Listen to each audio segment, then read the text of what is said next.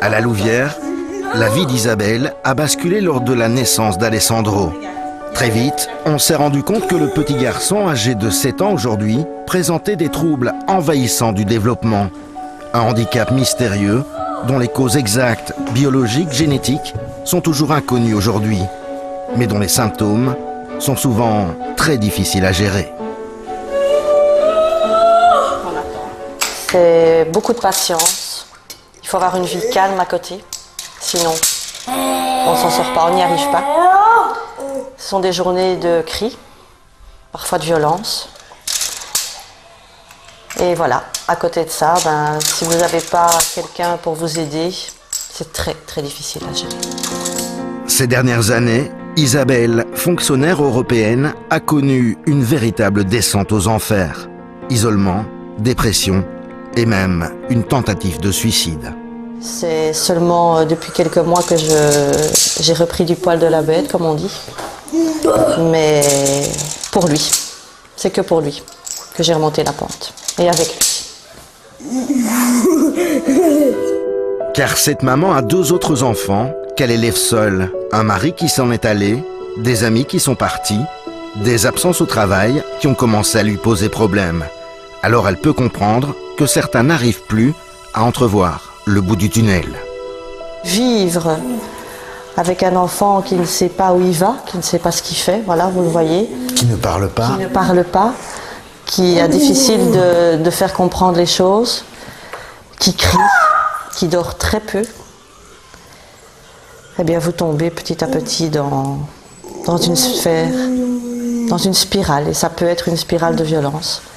Ça peut être comme moi j'ai fait, à un moment donné, j'ai lâché prise et je ne supportais plus Alessandro. Je ne supportais plus Alessandro. Vivre avec lui, c'était devenu un enfer. Heureusement, Alessandro a fini par trouver un encadrement qui lui convient. Après avoir fréquenté une école spécialisée, puis un centre d'accueil de jour, le petit garçon est en internat dans un centre de psychiatrie pour enfants. Sa maman le reprend les week-ends et constate de semaine en semaine les progrès de son fiston. Maintenant, il mange seul. Il se change. Il peut s'habiller tout seul, il peut mettre ses chaussures. Et point de vue comportement, Alessandro a beaucoup changé. Il y a une grande amélioration. Si vous l'aviez vu il y a 3 ans, c'était une boule de nerfs. C'était un enfant qui se tapait par terre, qui se blessait, qui se faisait du mal à lui. Parce que ça n'a pas toujours été facile de trouver des endroits qui voulaient bien accueillir Alessandro. Non, disons que dans le système belge, il y a très peu d'instituts, très peu de centres. Et les listes d'attente sont de 6 mois à 1 an. Donc c'est un vrai parcours du combattant. Au quotidien. Au quotidien, parce qu'en plus, rien n'est prévu pour eux.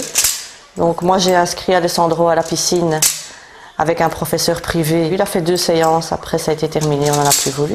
Personne ne veut même essayer de lui donner une chance. C'est un foot ballon. J'ai essayé 2 clubs de foot, personne n'en veut. Ils ne veulent même pas faire un essai.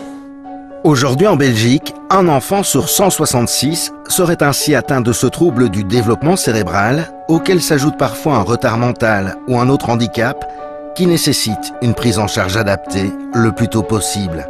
Reste que dans la vie de tous les jours, les enfants autistes sont souvent confondus avec des enfants mal élevés et essuient des regards noirs. Oui, c'est souvent difficile à supporter.